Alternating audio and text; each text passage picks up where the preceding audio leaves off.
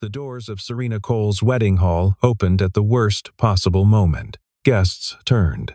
Conversations stopped. A man in a simple black suit walked in calm, steady, out of place. Serena smiled, then froze.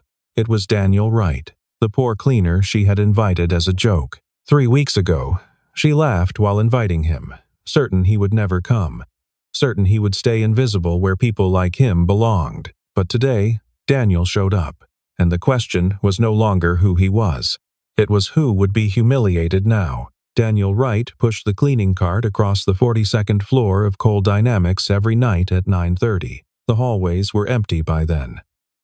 Most employees had gone home hours earlier. Only security remained, nodding at him from behind their desks, their attention already back on their phones. He preferred it this way. No one watched him. No one asked questions. No one expected him to explain why a man his age 34 was emptying trash bins in a building full of people half his age earning 10 times his salary. Daniel didn't mind the work itself. It was honest. It paid rent.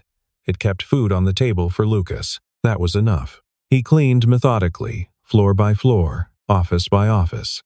Glass desks wiped clean. Carpets vacuumed in straight lines. Trash collected. Recycling sorted. He moved through the spaces like a ghost, touching everything, noticed by no one. The building managers never complained. Daniel was reliable in a way that made him forgettable. He had learned long ago that invisible was safer than noticed. At 11:15, Daniel clocked out. He walked 6 blocks to the bus stop, rode 20 minutes to the south end, then walked another 4 blocks to the apartment. The lights were still on. Mrs. Chen opened the door before he could knock.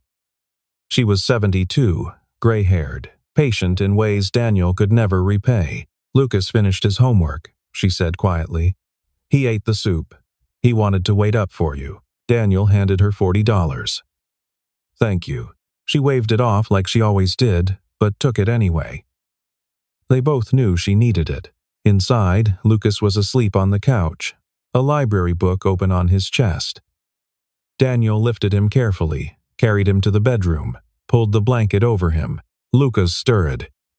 Dad, I'm here. Did you have a good day? Daniel looked at his son's face, small, trusting, unaware of how hard things were. Yeah, buddy, I did. Lucas smiled and turned over. Daniel stood there for a moment, watching him breathe. This was the only thing that mattered. Not the job. Not the building. Not the people who walked past him every day without seeing him.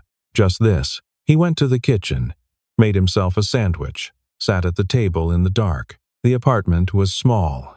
1 bedroom, a cramped kitchen, a living room that doubled as Daniel's sleeping space. The furniture was second-hand. The walls needed paint. The faucet dripped no matter how many times he tightened it. But it was theirs. Daniel had been raising Lucas alone since his wife left 4 years ago. She had walked out one morning with a suitcase and an apology he didn't ask for. He hadn't heard from her since. At first, it had been overwhelming. Lucas was 3 then, still learning to talk, still needing everything. Daniel didn't know how to braid hair or cook anything beyond pasta. He didn't know how to answer questions about why Mommy wasn't coming back. But he learned. He learned to wake up at 5 to pack lunches. He learned which foods Lucas would actually eat. He learned to read bedtime stories with different voices for each character. He learned to be both parents, even when he had no idea what he was doing. Lucas never asked for much. A new toy, a trip to the zoo, a birthday party with his friends. Daniel gave what he could. It wasn't always enough. But it was something. He finished his sandwich, washed the plate, turned off the light. Tomorrow would be the same as today. Wake up, get Lucas ready, drop him at school, sleep a few hours, pick Lucas up, make dinner, go to work, come home. Repeat. Daniel didn't dream of wealth. He didn't imagine a life where he wore suits and made decisions in boardrooms. He just wanted Lucas to have more than this. More than a father who came home smelling like disinfectant. More than an apartment where the heat didn't always work in winter. More than a childhood built on, we can't afford that right now. Daniel lay down on the couch, pulled the thin blanket over himself, closed his eyes. He didn't know that in 3 weeks, his entire world would shift. He didn't know that the woman who signed his paychecks would offer him something meant to humiliate him, and he didn't know that he would accept it anyway. Serena Cole stood at the floor-to-ceiling window of her office, looking down at the city below. From this height, everything looked small, manageable, under control. She liked it that way. Cole Dynamics was her creation. 10 years ago, she had taken a failing tech consultancy and turned it into one of the most profitable firms in the region. 300 employees, 12 floors, contracts with half the Fortune 500. She had built it all through discipline, precision, and an unwillingness to accept anything less than excellence. People respected her, feared her, sometimes, but mostly respected her. Serena had built her reputation on precision. She didn't tolerate mistakes. She didn't accept excuses. She hired the best, paid them well, and expected excellence in return. Those who couldn't deliver didn't last long. Her office reflected that philosophy: minimalist, clean, expensive without being ostentatious. A glass desk with nothing on it but a laptop and a single pen. White walls, black furniture, a view that reminded everyone who entered that they were standing in the presence of someone who had climbed very high. Serena's assistant knocked softly before entering. "Your 4 o'clock is here," Patricia said. Serena didn't turn around. "Send them in." The meeting was routine. A prospective client, nervous and eager to impress.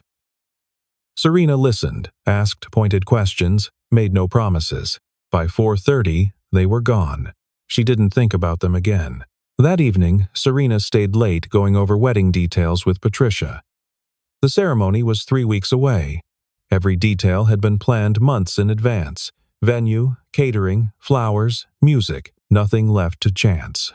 She was marrying Connor Hastings, a corporate attorney with the right background, the right connections, the right ambitions. Their engagement had been efficient. No drama, no surprises. Just two successful people agreeing that their lives aligned. Serena didn't believe in fairy tales. She believed in partnerships that made sense. "Guest list is finalized," Patricia said, scrolling through her tablet. 218 confirmed. "Good." Photographer confirmed. Videographer confirmed. String quartet confirmed. Serena nodded. "Anything else?"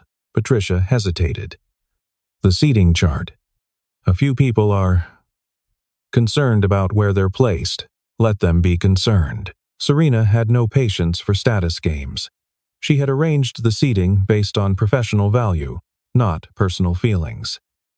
If someone didn't like their table assignment, they could choose not to attend. As Patricia left, Serena glanced out the window again. The cleaning crew was starting their rounds. She could see them moving through the offices below, pushing carts, emptying bins. Serena had never learned their names. They were part of the building's infrastructure, necessary but invisible, like the ventilation system or the elevator mechanics. You didn't think about them unless something went wrong. She turned away, gathered her things, left for the evening. Her driver was waiting downstairs. The car was warm, quiet, insulated from the cold outside. As they pulled away from the building, Serena saw one of the cleaning crew standing at the bus stop. A man in a worn jacket, hands in his pockets, staring at nothing. She didn't recognize him. She didn't try. By the time the car turned the corner, she had forgotten he existed. 3 weeks before the wedding, Serena held a small gathering in her office. It wasn't official, just her and 5 senior managers discussing final logistics over wine and catered appetizers. The kind of casual networking that reinforced hierarchy without acknowledging it. Rachel Simmons, VP of Operations, raised her glass. To Serena, "May your marriage be as successful as your quarterly earnings." Everyone laughed. Serena smiled. "That's setting a high bar. You've never failed to meet one yet," said Marcus Trent, head of finance. The conversation drifted. Wedding venues, honeymoon destinations, the exhausting process of managing vendors. "At least you won't have to worry about uninvited guests," Rachel said. 200 people is already generous." "Too generous," Serena replied. "Half of them are Connor's law school friends. I've met maybe 10%. Marcus leaned back. You could always pad the numbers. Invite some unexpected guests. Like who? I don't know. Make it interesting. Invite someone completely random. Rachel laughed. Like the mailroom guy? Or the cleaning crew, Marcus added, grinning. Imagine their faces. The others chuckled. Serena tilted her head. That's actually not a bad idea. The room went quiet. You're joking, Rachel said. Why not? It would be memorable. Marcus raised his glass.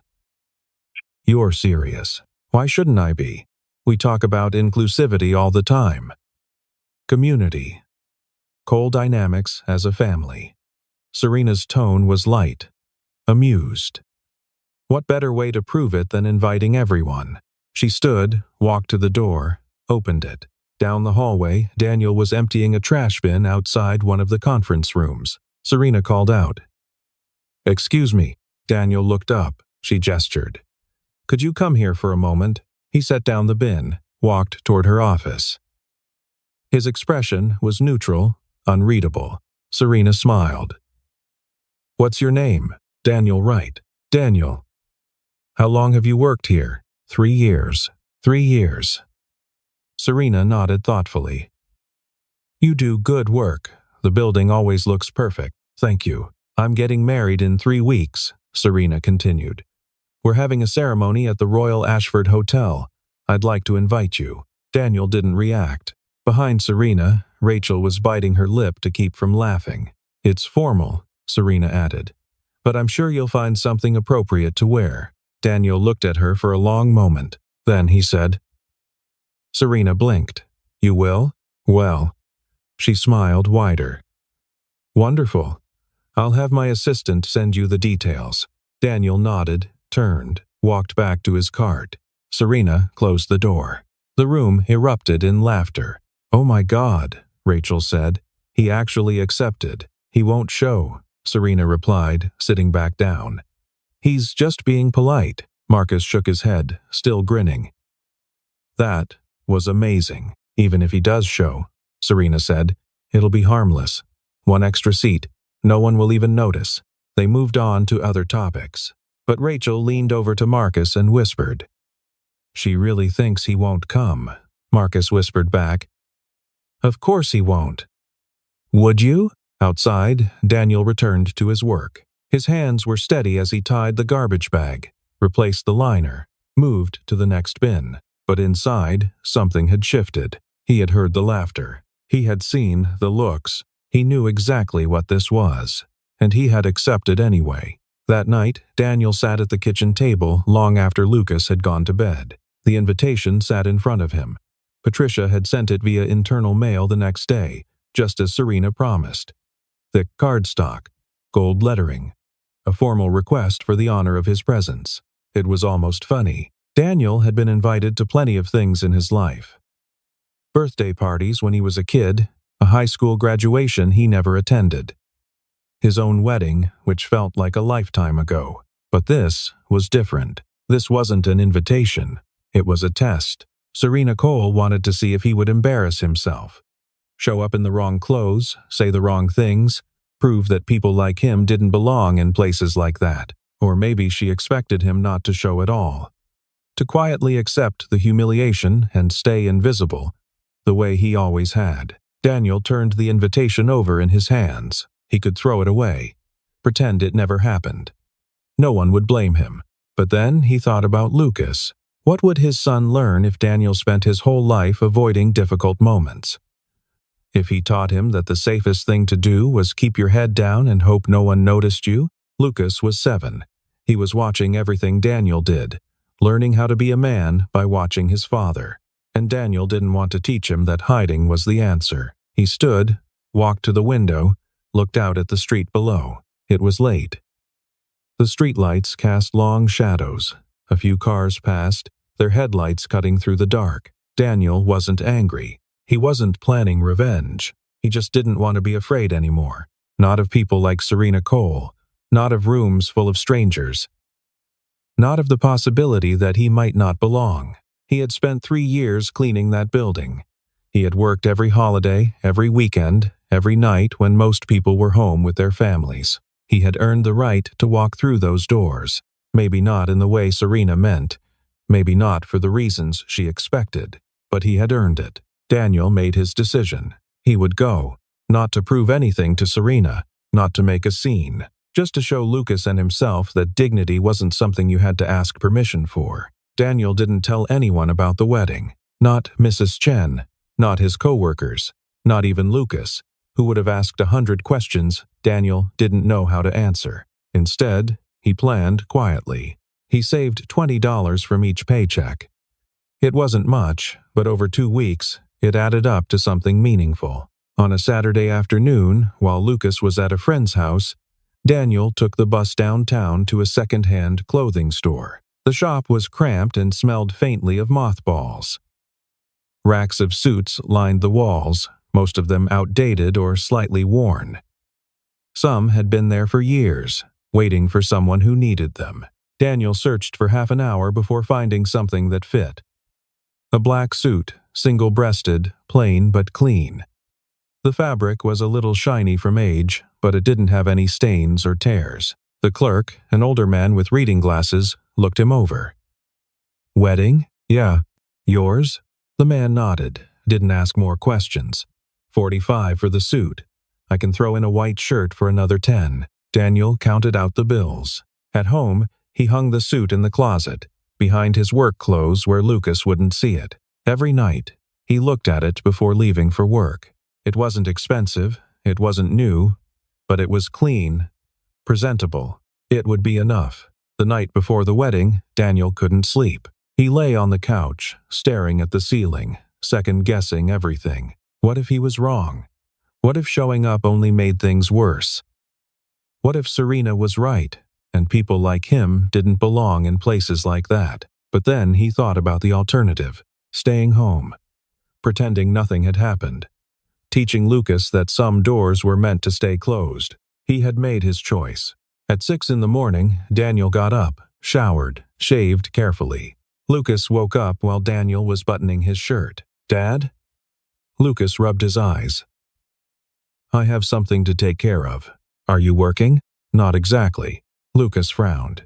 "You look nice." Daniel smiled. "Thank you. Can I come?"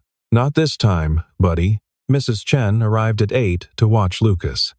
She didn't ask questions, just gave Daniel a long look and nodded.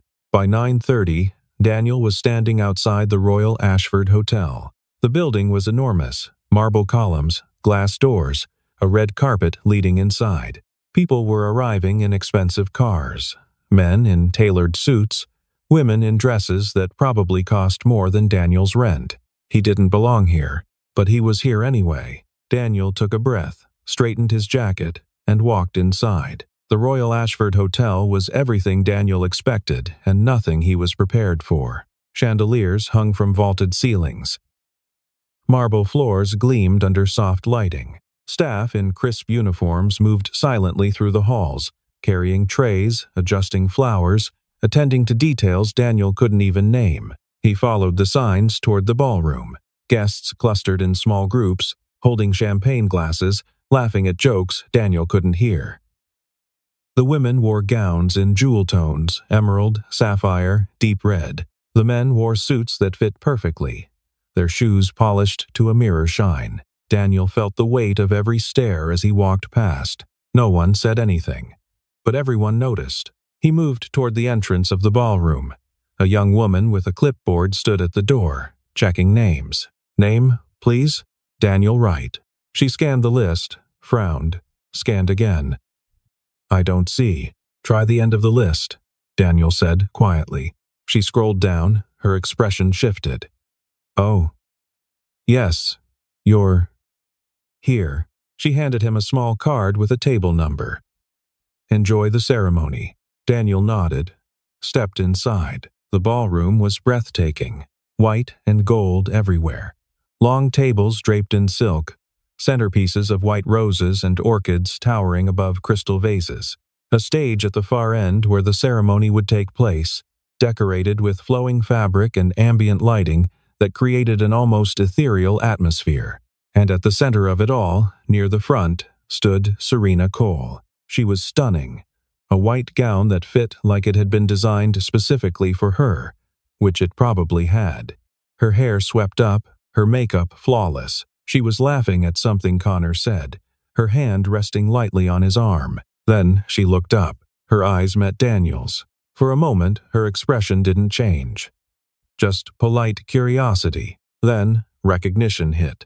Her smile faltered. Her eyes widened slightly. Daniel didn't look away. He walked calmly down the aisle between the tables, found his assigned seat near the back, and sat down. The ceremony was about to begin, and Serena Cole was no longer smiling. The ceremony started on time. The music played softly in the background. Guests turned their attention forward.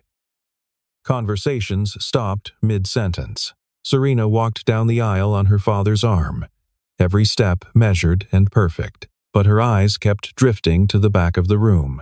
To Daniel, the officiant began. Standard words about love, commitment, partnership. Serena and Connor exchanged vows they had written themselves, articulate, polished, emotionally precise. Rings were exchanged. Applause followed. And then it was done. The reception began immediately. Tables filled. Waiters appeared with trays of appetizers. Conversations resumed. Serena moved through the crowd, accepting congratulations, smiling for photographs. But she couldn't stop thinking about Daniel. Why had he come?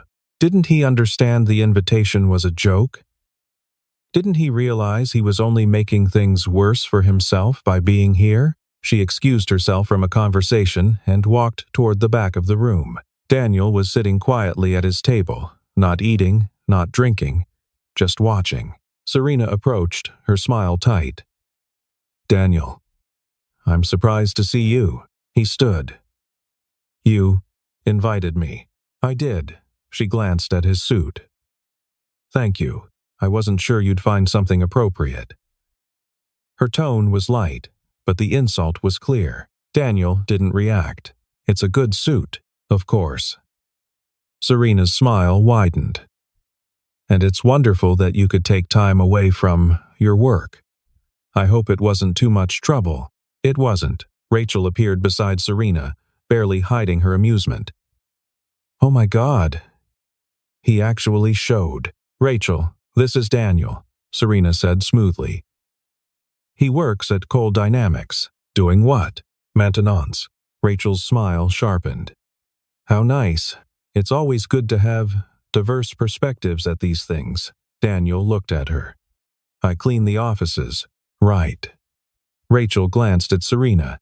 "That must be so fulfilling." "It pays the bills," Daniel said quietly. Serena leaned in slightly. "And your son?" "Lucas, isn't it?" "Is he here?" Daniel's expression didn't change. "He's at home." "Of course. Probably more appropriate." Serena tilted her head. "I hope you're enjoying yourself." "The food is excellent." "The chef is Michelin-starred." "I'm sure it is. Feel free to take home leftovers," Rachel added. "We always have too much." Daniel didn't respond. Other guests were starting to notice. Conversation slowed, heads turned. Marcus joined them, his voice carrying. "Serena, is everything all right?" "Perfectly fine," Serena said. "Just welcoming one of our employees." Marcus looked Daniel up and down. "Generous of you to invite." "I believe in inclusivity," Serena replied, her tone bright. Daniel finally spoke. "Should I leave?" Serena blinked. "Why would you leave?" "Because you didn't actually want me here." The words hung in the air. Serena's smile tightened. "That's not true. Then why did everyone laugh when you invited me?" Rachel's face went pale. Marcus looked away. Serena straightened. "I think you're misunderstanding." "I heard it," Daniel said. "Through the door. All of you." The nearby tables had gone completely silent now. People were listening. Serena's voice dropped. "You're making a scene." "No," Daniel said quietly. "I'm just standing here. Then perhaps you should sit down." "I will." Daniel looked at her steadily. "After you tell everyone why you really invited me," Serena's face flushed. "I don't know what you're talking about. You wanted to see if I'd show up. You wanted to see if I'd embarrass myself. Maybe you thought it would be funny. Entertainment for your guests. Rachel stepped forward. That's not. It's okay, Daniel interrupted. I understand. People like me aren't supposed to be in places like this. We're supposed to stay in the background. Clean up after you. Stay invisible. Serena's voice shook slightly. You're being ridiculous. Maybe. Daniel's voice was calm, measured, without anger or bitterness. But I came anyway. Someone at a nearby table started to stand. A man in his 60s, silver-haired, wearing an expensive suit that looked custom-tailored. Excuse me, he said loudly. But I'd like to know what's going on. Serena turned. Mr. Lawson. Henry, the man corrected. He looked at Daniel. Who are you? Daniel Wright. I clean the offices at Cole Dynamics. Henry's eyes narrowed. And Serena invited you to her wedding? Yes, sir. Daniel didn't answer. Henry turned to Serena. Why? Serena's smile was brittle. It was a gesture of goodwill. You thought it would be amusing, Henry said flatly. The room had gone completely silent. Serena's mouth opened, closed. Henry looked at Daniel. Did you know it was a joke? And you came anyway? Daniel hesitated. Then he said, Because I didn't want my son to think I was afraid. Henry stared at him for a long moment. Then he held out his hand. Henry Lawson. Daniel shook it. Henry turned back to Serena. I've known you for 5 years, Serena. I've invested in your company. I've recommended you to my colleagues. But this, he gestured around the room, this is beneath you. Serena's face had gone white. Henry, please. I'm going to leave now, Henry said. And I think you should apologize to this man. He walked toward the exit. One by one, other guests began to stand, not all of them. But enough. Serena stood frozen as people filed past her, their faces carefully neutral. Rachel touched her arm. Serena, don't, Serena whispered. Daniel didn't move. He waited until the room had quieted again. Then he said, I'm sorry your wedding was ruined. Serena looked at him, her eyes filled with something close to desperation. Then why did you come? Because you invited me. But you knew. I knew exactly what it was, Daniel said. But I came anyway. Not to embarrass you, not to make a point. Just to show my son that when someone tries to make you feel small, you don't have to accept it. He turned to leave. Serena's voice stopped him. Wait. He looked back. I'm sorry, she said quietly. Daniel nodded once. Then he walked out. The ballroom buzzed with uncomfortable energy. People returned to their seats, but the conversations were different now. Quieter, more cautious. Connor appeared at Serena's side, his face carefully blank. What the hell just happened? Serena couldn't answer. Rachel tried to smooth things over, moving from table to table with apologies and reassurances. Just a misunderstanding. Everything's fine. But it wasn't fine. At a corner table, Elaine Parker sat with 3 other guests. She was 62, a former executive who had retired after decades in corporate leadership. She had been quiet during the confrontation, watching. Now she stood. Excuse me, Elaine called out. The room quieted again. Serena turned. Elaine, please. I need to say something, Elaine interrupted. She wasn't loud. She didn't need to be. She looked around the room. I've known Serena for 8 years. I was her mentor when she first started Cole Dynamics. I taught her about leadership, about building a company, about treating people with respect. Her gaze landed on Serena, and tonight, I watched her forget every single lesson. Serena's face crumbled. Elaine, that man showed more dignity in 10 minutes than this entire room has shown all night, Elaine continued. He came here knowing he wasn't welcome, knowing he'd be mocked.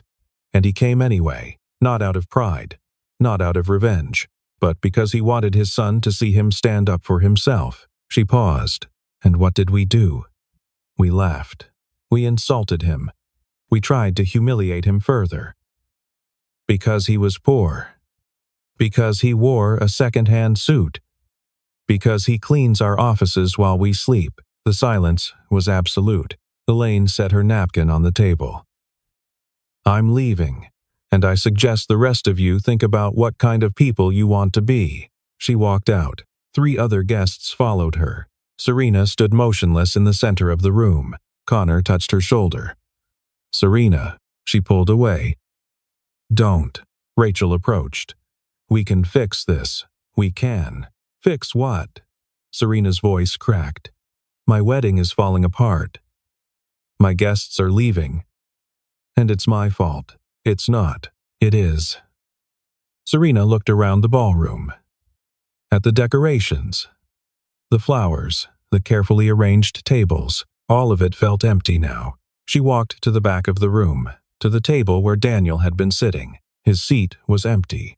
The place card still sat there, his name written in elegant script.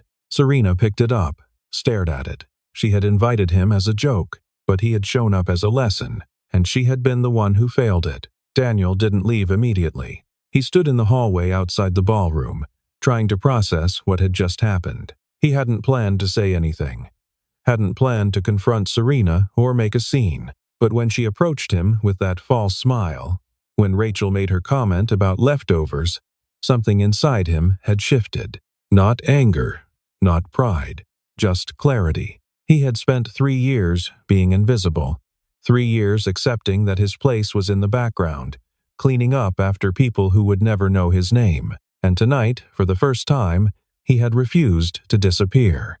He heard footsteps behind him. Henry Lawson approached, his expression thoughtful. That took courage. Daniel shook his head. I didn't mean to ruin her wedding. You didn't ruin anything. You just held up a mirror. Henry extended his hand again. I meant what I said in there. You showed more integrity than most of the people in that room. I'm just a cleaner. No, Henry said firmly. You're a father. That's infinitely more important. Daniel looked at him. Because I've been where you are, Henry replied. Not exactly, but close enough. I grew up poor, worked my way through college, cleaning hotel rooms. I know what it's like to be invisible. He handed Daniel a business card. If you're ever looking for different work, call me.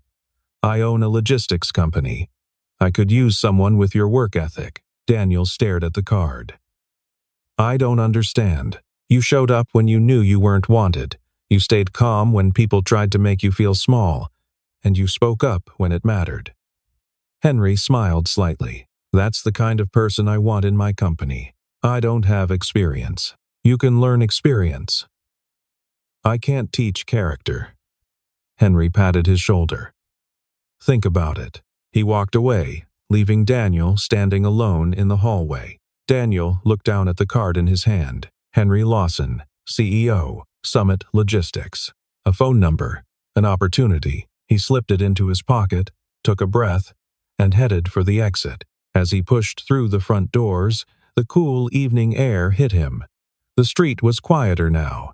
The valet had stopped bringing cars around. Daniel walked to the bus stop, sat down on the bench. He had gone to the wedding expecting nothing, maybe hoping to prove something to himself.